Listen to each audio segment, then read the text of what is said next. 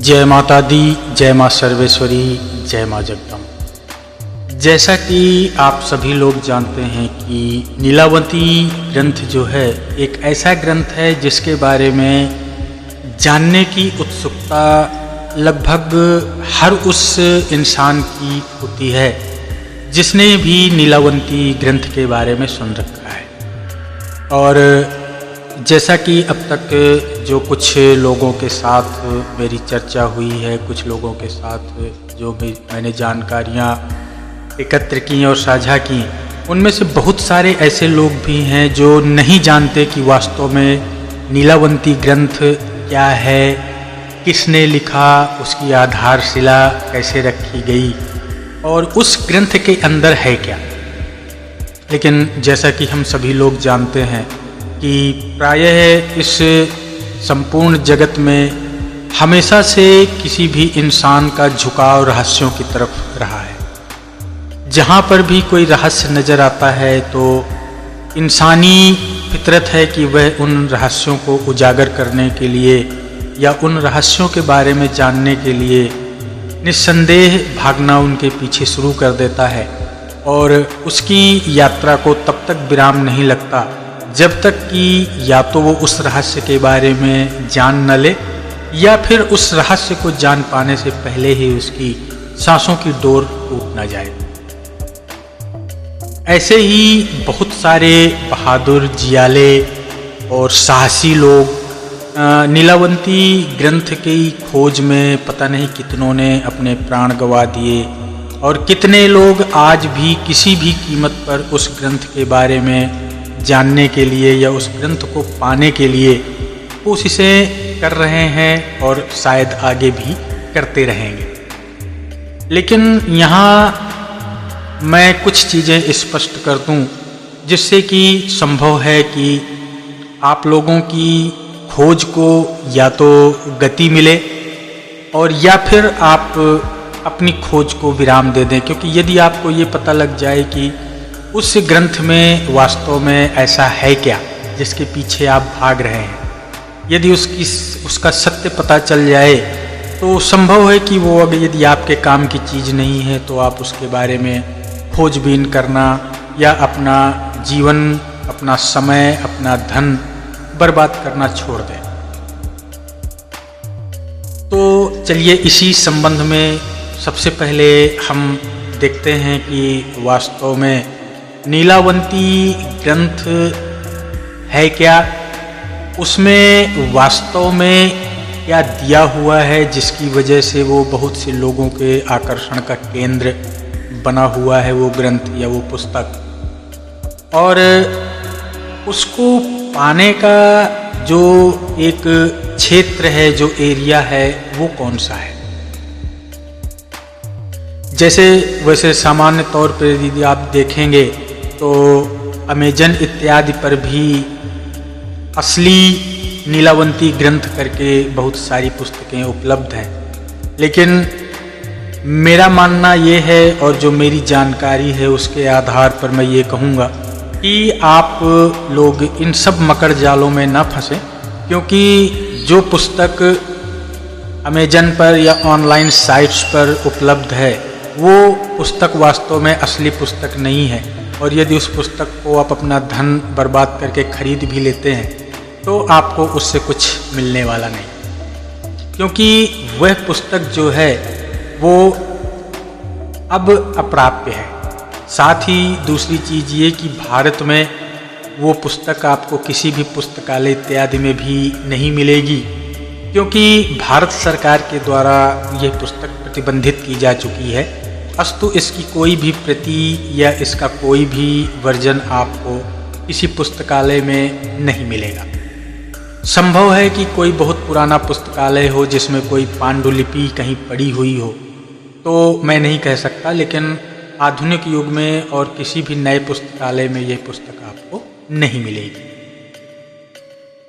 इस पुस्तक को जानने वाला एक व्यक्ति है जिसे बाजिंद कहते हैं। लेकिन वह बाजिंद भी एक ऐसा व्यक्ति है जिसको साधारणतया खोज पाना बहुत ही मुश्किल है।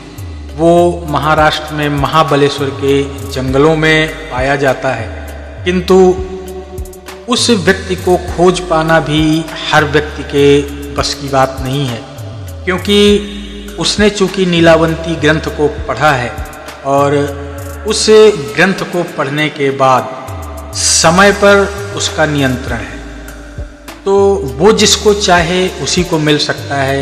बाकी यदि आपके भाग्य में ऐसा कुछ लिखा हुआ है रहस्यों को जानने के बारे में, या रहस्य खोजी के रूप में आपका भाग्य आपका साथ देता है, तो संभव है कि बाजिंद आपको महाबलेश्वर के जंगलों में कहीं मिल जाए।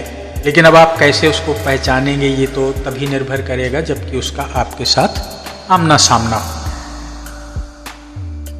इस खोज में जो आखिरी व्यक्ति बाजिंद से मिला था उसकी पूरी कहानी भी मैं आपको बताऊंगा, लेकिन सबसे पहले ज़रूरी है कि हम ये जान लें कि नीलावंती वास्तव में थी कौन, और इस ग्रंथ की रचना के पीछे नीलावंती का उद्देश्य क्या था, और जब इतनी रहस्यमय पुस्तक या ग्रंथ की रचना नीलावंती ने की तो वह पुस्तक स्थापित कैसे हो गई कि जो भी व्यक्ति उस ग्रंथ को पढ़ लेता है उसका सारा वंश समूल नष्ट हो जाता है। तो जो अंतिम व्यक्ति था राव साहब नाम का जमींदार, उसने अपनी कोशिशों से बाजिंद को ढूंढा था, और बाजिंद ने जो कहानी नीलावंती की राव साहब को बताई थी, हम पहले वो कहानी देख लेते हैं कि नीलावंती वास्तव में कौन थी और इस पुस्तक की रचना के पीछे नीलावंती का क्या प्रमुख उद्देश्य था। तो बाजिंद के अनुसार जो ये कहानी थी उसमें बाजिंद ने कुछ इस प्रकार से बताया कि जो पुरातन काल में पहले लोग छोटी छोटी चीज़ों का ध्यान रखते थे, टोने टोटके इत्यादि करते थे, बच्चों के पैदा होने से पहले कुछ कर्मकांड इत्यादि करते थे, जिससे कि वो उनकी संतान या उनका बच्चा या उनकी बच्ची असीमित शक्तियों का स्वामी हो जाए, या कुछ ऐसा अलग हटके उस बच्चे के पास हो कि सारी दुनिया की नज़रें उसकी तरफ जम जाएं। कहते हैं कि किसी भी बच्चे के जन्म से पहले यदि पानी को जो जानवर पी लेते हैं और बच्चे के जन्म होने के उपरांत यदि उस पानी को उस बच्चे को पिला दिया जाए तो उस बच्चे में उन जानवरों की भाषा समझने का गुण स्वतः आ जाता है जिन जानवरों ने उस पानी में मुंह लगाया होता है। इसी प्रकार नीलावंती जब पैदा हुई थी तो उसके 3 दिन पहले से उसके पिता ने जंगल में एक बर्तन में पानी भरकर रखा हुआ था, और उन 3 दिनों में जंगल के लगभग सभी प्रकार के जानवरों ने उस पानी को पीने के लिए उसमें मुंह लगाया था। नीलावंती के जन्म के उपरांत उसको वह पानी पिला दिया गया। उसका प्रभाव यह हुआ कि नीलावंती लगभग बहुत से जानवरों की भाषा समझने लगी, जैसे कि चिड़िया, चींटी, कौवे, कुत्ते, सियार इत्यादि सबकी भाषा लगभग वह समझने लगी। वह जानवरों की भाषा तो समझती ही थी और साथ ही उन जानवरों को उनकी भाषा में ही जवाब भी दे सकती थी। जब गांव के लोगों को ये सब पता चला कि एक छोटी सी बच्ची है, वो अपने मुंह से इंसानी भाषा बोलने से पहले जानवरों की आवाज़ें निकाल रही है, तो गांव वालों को लगा कि यह लड़की संभवतः शापित है, और शापित लड़की यदि उनके गांव में या उनके समाज में रहेगी, इससे उस गांव के लोगों पर कोई न कोई संकट जरूर आएगा। इसलिए सबसे बढ़िया तरीका ये है कि गांव के ऊपर कोई संकट आए उससे पहले ही उस कन्या को मार दिया जाए। नीलावंती के पिता ने गांव वालों को समझाया कि उन्होंने एक प्रयोग किया था और ये सिर्फ उस प्रयोग का नतीजा है, जबकि वह लड़की शापित नहीं है। परंतु किसी ने भी उनकी कोई बात नहीं सुनी। गांव में पंचायत बैठी और सभी ने इस पर मंथन करने के बाद एक स्वर में निर्णय लिया कि ऐसी कन्या जो मनुष्य की भाषा समझने और बोलने से पहले ही जानवरों की आवाज़ें निकाल सकती है, उसे जीवित नहीं रहना चाहिए। हो सकता है कि वो कोई ऐसी आवाज़ निकाल दे कि उसके माध्यम से जंगली सांप, बिच्छू और दूसरे जानवर गांव में घुसें और हमारे बच्चों और प्रियजनों को मार दें या नुकसान कर दें। इससे पहले ही यदि इस लड़की को मार दिया जाता है तो ऐसी नौबत नहीं आएगी। नीलावंती के पिता ने यह प्रयोग इसलिए किया था कि उसे पशुओं की अद्भुत दुनिया को, जो रहस्य हैं, उनको समझने के लिए, कि जैसे भूकंप इत्यादि, क्योंकि यदि आप देखें तो भूकंप वगैरह आने से पहले ही जो कुत्ते या पशु पक्षी होते हैं उनको पहले ही पता चल जाता है और वो उस क्षेत्र को जहाँ पर वो प्राकृतिक आपदा, भूकंप, उल्कापात, बाढ़, बारिश आदि आने वाली होती है, उससे पहले ही वो उस क्षेत्र को छोड़कर चले जाते हैं। तो नीलावंती के पिता का मानना ये था कि यदि मेरी बच्ची में जानवरों की भाषा समझने की और सुनने की अगर क्षमता आ जाती है तो हम इस प्रकार से इन प्राकृतिक आपदाओं की हो सकता है कि पहले से ही हमें पूर्व सूचना मिल जाए और हम अपने समाज और अपने गांव की संकटों से रक्षा कर पाए। किंतु जब पंचायत का निर्णय पता चला नीलावंती के पिता को, तो उन्हें इस बात का बहुत दुख हुआ और साथ ही भय भी कि अब इस गांव के लोग नीलावंती को जीवित नहीं छोड़ेंगे। नीलावंती की माँ ने उसके पिता को सलाह दी कि किसी भी प्रकार से हमें इस लड़की को बचाना चाहिए। जिन पशुओं की भाषा जानने की वजह से इसकी जान खतरे में पड़ी है, अब संभव है कि वही पशु और वही क्षेत्र जहाँ वो पशु रहते हैं इस बच्ची की रक्षा करेंगे। सिर्फ 12 दिन की हुई थी वो बच्ची नीलावंती, और उसको लेकर उसके माता पिता जंगल की ओर चले गए और वहीं रहने लगे।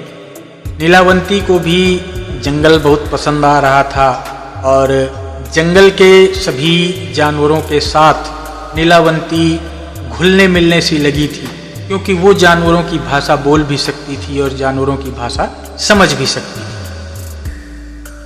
जिनकी भाषा नहीं आती थी या उसे नहीं पता थी, उनकी भाषा नीलावंती उनके साथ रहने से सीख गई।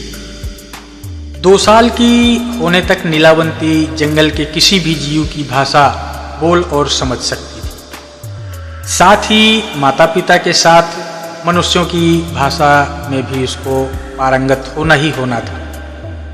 उसके पिता का जो सपना था वो शायद साकार हो चुका था। उन्हें ऐसे ऐसे रहस्य नीलावंती के माध्यम से जानने को मिल रहे थे जो कभी कानों से उन्होंने सुने भी नहीं थे। नीलावंती की कई बार जानवर या सांप कहीं दबे हुए खजाने के बारे में भी उसको जानकारी देते थे और नीलावंती के पिता जाकर उस जगह से खजाना ले आते थे और उस खजाने से गरीबों की गुप्त रूप से मदद करते रहते। ऐसे ही लगभग 16 साल निकल गए। अब नीलावंती एक बहुत ही सुंदर किशोरी बन चुकी थी। एक बार की बात है, 5 या 6 लुटेरे कहीं से नीलावंती के पिता का पीछा करते हुए उस जंगल में पहुंच गए। नीलावंती और उसके परिवार को जीवन निर्वाह के लिए जो भी आवश्यक था वह लगभग उस जंगल से सब कुछ मिल जाता था। थोड़ा बहुत खर्चा जो कपड़े इत्यादि पर होता था, तो बहुत सा खजाना उस गुफा में पड़ा हुआ था। लुटेरों ने जब उस खजाने को देखा तो उनकी नीयत बदल गई और चूंकि लुटेरे थे वो तो लूटने ही आए थे, अस्तु उन्होंने खजाना लूटने के चक्कर में नीलावंती के बाहर जाने का उनको इंतजार था, क्योंकि नीलावंती के उपस्थित रहते कोई भी उस गुफा की तरफ आ नहीं सकता था और जंगल के जानवर भी उसकी रक्षा करते थे। लुटेरों ने खजाना छीनने के लिए नीलावंती के माता पिता की हत्या कर दी।